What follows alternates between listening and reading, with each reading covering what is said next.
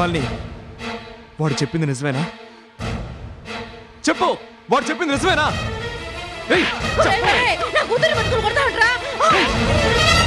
నీలాంటి వాళ్ళని అడ్డంగా నరికి పారేయాలి. మంచి చెప్పడం పోయి నువ్వే నీ కూతురు జీవితాన్ని నాశనం చేస్తావా? నువ్వు ఇలాంటి పని చేస్తావని ముందుగానే ఊహించి ఇటు ముందే వెయిట్ చేశాను. నేను అనుకున్నట్టే జరిగింది.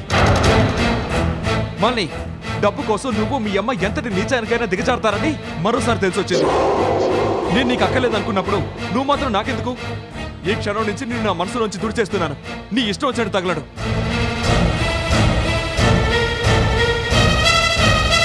ఆంటీ,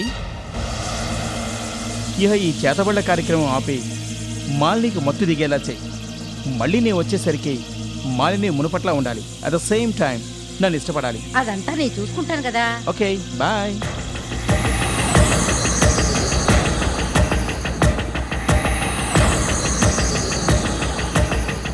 తీర్థయాత్రల పేరు చెప్పి ఓల్డేజ్ హోమ్ లో చేరతారా? మేము ఎంత గాబరా పడ్డామో తెలుసా? శారదా, జరిగిన దాని గురించి పదే పదే అనుకోవడం ఎందుకు చెప్పు? అప్పటి వాళ్ళ మానసిక పరిస్థితి అలాంటిది. ఇందు, ఎలాగైతేనే అత్తయ్యని బామ్మని వెతికి తీసుకొచ్చావు, అలాగే మా ఆయన్ని కూడా వెతికి తీసుకురా. ఇందు, ఏమిటిందో ఆలోచిస్తున్నావు? నువ్వు తలుచుకుంటే మా ఆయన్ని వెతికి తీసుకురాగలవు. అనిత, బాలాజీని వెతికి తీసుకురావడం పెద్ద సమస్య కాదు, కానీ వాడికున్న సమస్యలు డబ్బు లేకుండా ఎలా తీరుస్తాం? అందుకని మన ఇంటికి సంబంధించిన బ్యాలెన్స్ సొమ్ము సీత దగ్గర నుంచి ముక్కు పిండి వసూలు చేయాలి. జరుగుబాటుకి లోటు లేకుండా ఆ సొమ్ముతో మనం మెయింటైన్ అవ్వాలి. అక్కడ ఇక్కడ అని కాకుండా ఎవరి మీద ఆధారపడకుండా మనకి సరిపడే చిన్నిళ్ళొకటి అద్దెకి తీసుకుందాం. మనం అద్దెంట్లో ఉంటూ మీ ఆయన గురించి ఆరా తీద్దాం. అమ్మా ఇందు, నువ్వు అన్నమాట ఏమీ బాగోలేదమ్మా. మా ఇల్లుండగా మళ్ళీ అద్దెలు దేనికి? ఇంకా ఎన్నాళ్ళని మీకు భారంగా ఉంటాం? మీరిక్కడ ఉండటం నాకు భారమని నీకనిపిస్తే నీ ఇష్టం వచ్చినట్టు చేసుకో తల్లి. మావయ్య, నా ప్రాణ స్నేహితుడి కుటుంబం కోసం నా ప్రాణాలైనా పణంగా పెడతానని ఎన్నోసార్లు చెప్పాను. ఇప్పుడు అదే చెప్తున్నాను. మీ అందరి పరిస్థితులు చక్కబడే వరకు మీరిక్కడి నుంచి కదలడానికి వీల్లేదు. మావయ్య, నేనెందుకు చెప్తున్నానో కాస్త అర్థం చేసుకోండి. నా మీద ఏమాత్రం గౌరవం ఉన్నా మారు మాట్లాడకుండా ఇక ముందు మనం ఏం చేయాలో అది చెప్పు. మావయ్య, మీలాంటి మంచి స్నేహితులు దొరకడం మా నాన్న పూర్వజన్మ సుకృతం. అమ్మా, సీతని కలిసి మనకి రావాల్సిన డబ్బు సంగతి తేల్చుకుందాం పద. ఏంటమ్మా ఆలోచిస్తున్నావు? పద. ఇప్పుడు వాళ్ళని డబ్బు అడిగితే అనవసరంగా గొడవలు వస్తాయి. వాళ్ళు ఎప్పుడిస్తే అప్పుడే తీసుకుందామమ్మా. అడగందే అప్పైనా తిరిగి రాదమ్మా. లేనిపోని సందేహాలు భయాలు పెట్టుకోకుండా నాతో రండి. అమ్మ శాంతి, ఇందు అంతగా చెబుతుంటే ఇంకా ఆలోచిస్తావు ఎందుకు? పదండి వెళ్దాం. శాంతి, పద, ఐసా పైసా తేల్చుకుందాం. పదండి. రామ్మా.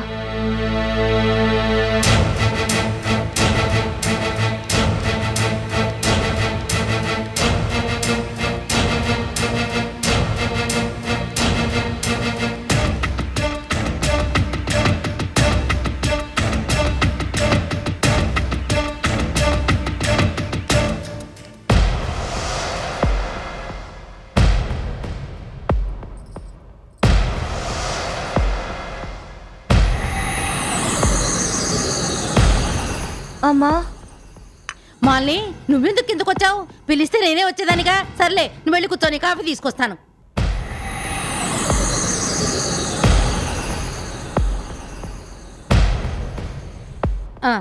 కాఫీ తీసుకోమ్మా.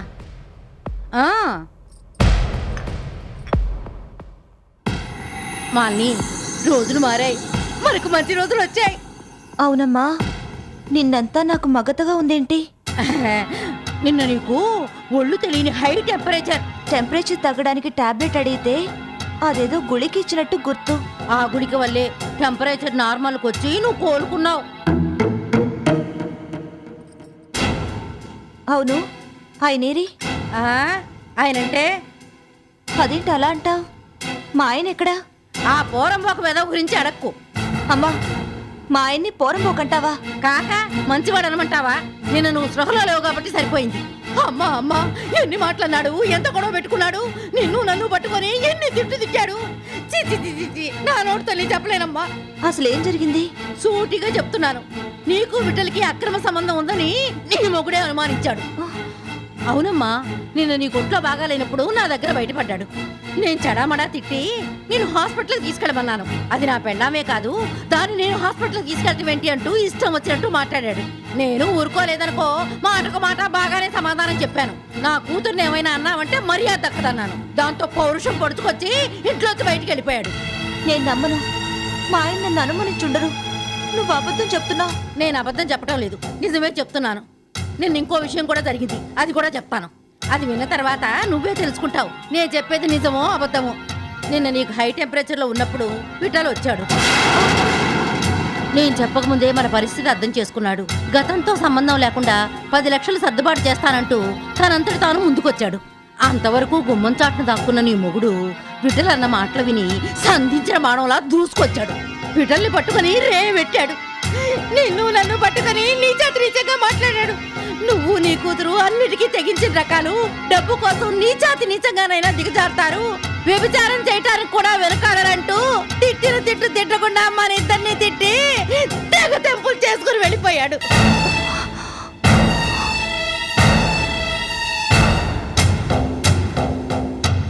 మాలిని, కాగల కార్యం గంధర్వులే తీర్చినట్టు గొడవ పెట్టుకుని ఓడంతో బాడే వెళ్ళిపోయాడు. దరిద్రం వదిలిపోయింది. ఇప్పుడు నీకు ఏ అడ్డు ఆపు లేదమ్మా. నీ ఇష్టం వచ్చినట్టు ఉండొచ్చు. విఠల్తో స్నేహాన్ని కంటిన్యూ చేయొచ్చు. ఎందుకైనా మంచిదని ముందుగానే అతనితో మాట్లాడిచ్చాను. నిన్ను చేసుకోవటానికైనా రెడీ, లేదా చూసుకోవటానికైనా రెడీ. ఏమంటావు?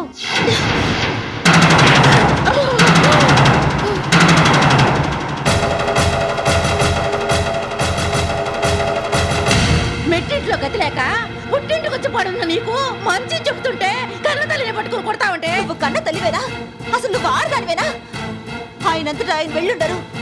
నువ్వే ఆయన్ని తరిమి కొట్టుంటావు. చెప్పు, అసలు ఏం జరిగింది? చెప్పు. చెప్తావా లేదా? చెప్పు చెప్పు చెప్పమ్మా. చెప్పు చెప్పు చెప్పు చెప్పు చెప్పకపోయావు గొంతు పిచ్చి చంపేస్తాను. చెబుతాను. మాలిని నా దారికి తీసుకొస్తే నీకు కావలసినంత డబ్బు ఇస్తానని విఠల్ చెప్పాడు. డబ్బుకు ఆశపడి వినోదుని నుంచి విడదీసి విఠల్కు దగ్గర చెయ్యాలని ప్లాన్ వేశాను. ఆ ప్లాన్ తోనే వినోదిని ఇంట్లోంచి తరిమేశాను.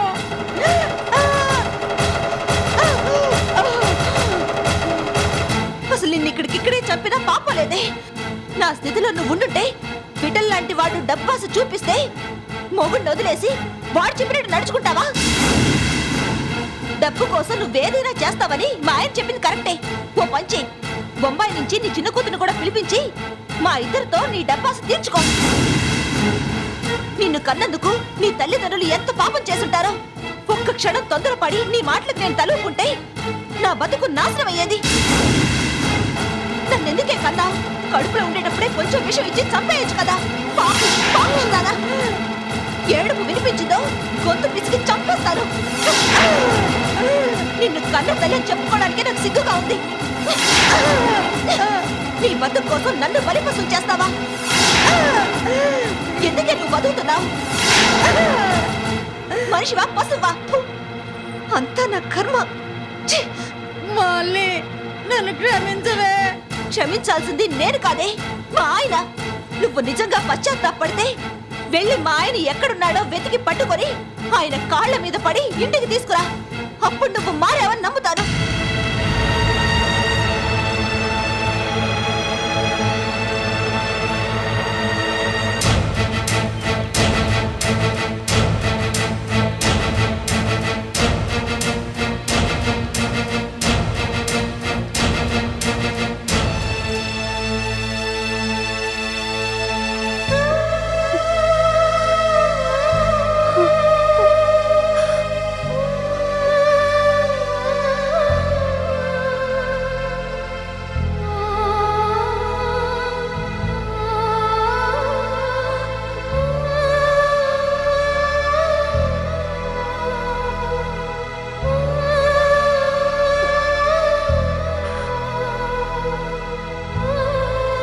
అమ్మా మన ఇంటిని చూసి బాధపడుతున్నారా? మనది కాదని తెలిసి కూడా బాధపడడం దేనికి? అంతేనమ్మా, మనకి ఇంటితో రుణం తీరిపోయింది. దానికి నేను ఒప్పుకోను.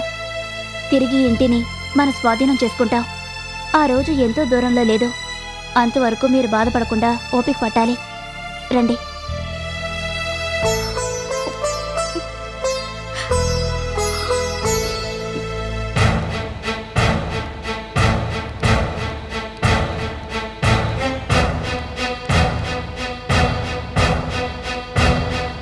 కొత్త చోటుకి వచ్చినట్టు అలా దిక్కులు చూస్తూ నిలబడ్డారేమిటి? రండమ్మా, వచ్చి కూర్చో.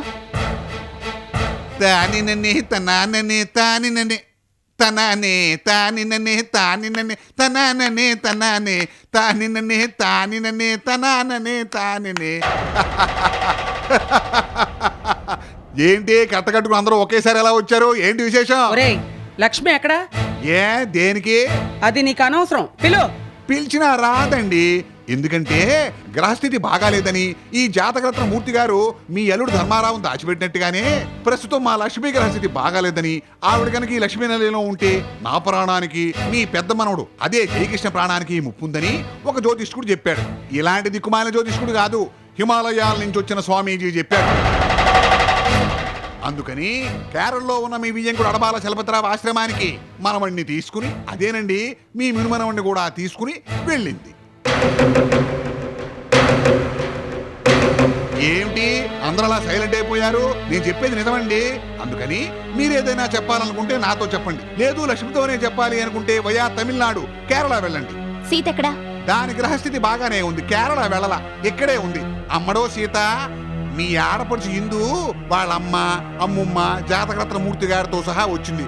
ఒక్కసారి వచ్చి మొహం చూపించెళ్ళమ్మా.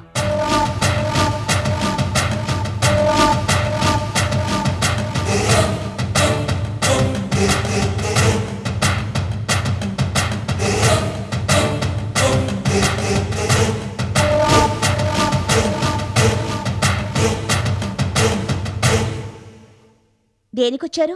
బ్యాలెన్స్ డబ్బు కోసం. బ్యాలెన్స్ డబ్బేంటి? వడ్డీతో సహా తనఖా డబ్బు పోను, మిగతా డబ్బు మాకు రావాలిగా. ప్రస్తుతం ఉన్న మార్కెట్ రేటును బట్టి ఈ ఇంటిని వెలకట్టి బకాయి డబ్బు పోను, మిగతాది మాకివ్వండి. సడన్ గా అడిగితే అంత డబ్బు ఎక్కడి నుంచి తెచ్చివ్వగలం? మాకు కొంచెం టైం కావాలి. సరే, ఓ వారం రోజులు టైం ఇస్తున్నాం. మళ్ళీ మా చేత చివాట్లు తినకుండా ఆ లోగా తీర్చండి. మధ్యలో నువ్వేంటమ్మా? పానకంలో పుడకలాగా నువ్వేంట్రా సన్నాసి? అమ్మమ్మా ఆగు.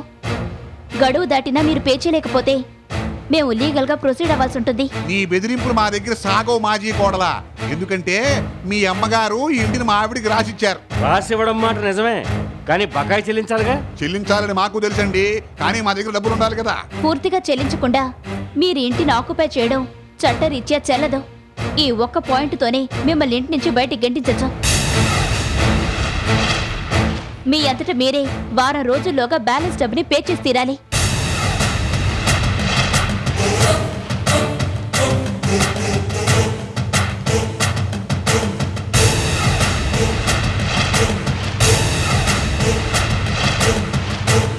ముగ్గురు ఆడాళ్ళు ఒక మగాడు 3+1 అన్నట్టుగా వచ్చి మన బెదిరిస్తారేమిటి? రూల్స్ అండ్ రెగ్యులేషన్స్ వాళ్ళకే తెలిసినట్టు పెద్ద లా పాయింట్లు మాట్లాడుతున్నారు. ఆ తంటికొండ పాపారావుతో ఒక్క మాట చెప్తే చాలు, దారిలో యాక్సిడెంట్ అవుతుంది, నలుగురు పోతారు. అయినా చిచ్చుబుడ్డిందు మన ఏం చేస్తుందమ్మా? అది చిచ్చుబుడ్డి కాదు, సిసింద్రి కాదు, ఆటం బాంబ్. శత్రువుని అంతం చేయడానికి మానవ బాంబుగా కూడా మారుతుంది. దాన్ని తక్కువ అంచనా వేకు. అది కదమ్మను నేను.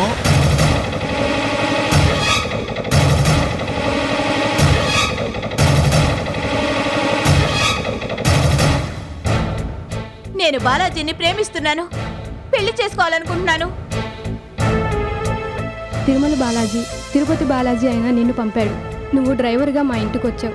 మా అక్క జీవితంలో వెలుగు నింపబోతున్నావు. I'm very very happy. Once again congrats. వాసంతిని పెళ్లి చేసుకుంటే ఆస్తిలో దాదాపుగా సగం వాటా నీకు వస్తుంది. దాంతో హైదరాబాద్ వెళ్ళిపోయి నీ అప్పులన్నీ తీర్చేయి. పోలీస్ కేసులు మాఫీ చేసేసుకో. అనితకు నిజం చెబుతావో లేదో అది నీ ఇష్టం. అనితను కూడా చెన్నై తీసుకొచ్చేసి ఇక్కడే మకాం పెట్టేసి ఓ రోజు అనిత నిలయంలో, ఓ రోజు వాసంతి నిలయంలో హాయిగా లైఫ్ ఎంజాయ్ చెయ్యి. అయ్యా, 2 రోజుల నుంచి ఏమీ తినలేదయ్యా. పిల్లాడికి పాలు కొనడానికి కూడా డబ్బులు లేవు. నన్ను కట్టుకున్నవాడు నన్ను వదిలేసి వెళ్ళిపోయాడయ్యా. కొంచెం పుణ్యం కట్టుకోండి అయ్యా.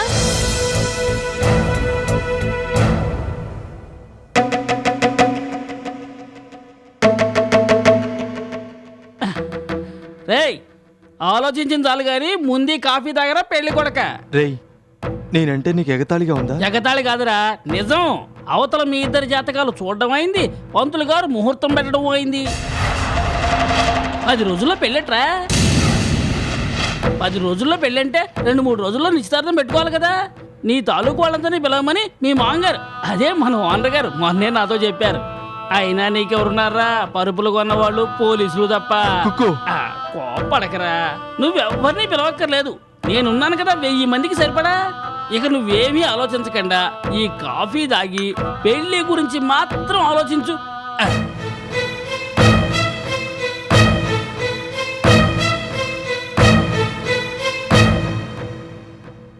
మాల్ని, మాల్ని, ఏంటి? తొందరగా రా, నీకు సంతోషకరమైన విషయం. ఆయన వచ్చారా? ఊరంతా వెతికానమ్మా, కానీ మీ ఆయన ఎక్కడా కనిపించలేదు. మరి ఇంకేంటి సంతోషకరమైన విషయం?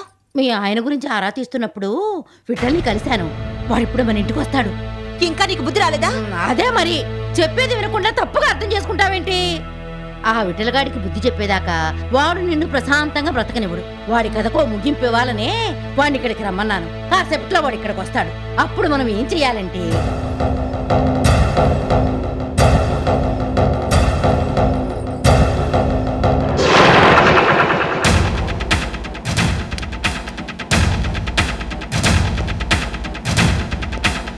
మాలిని, మాలిని, మా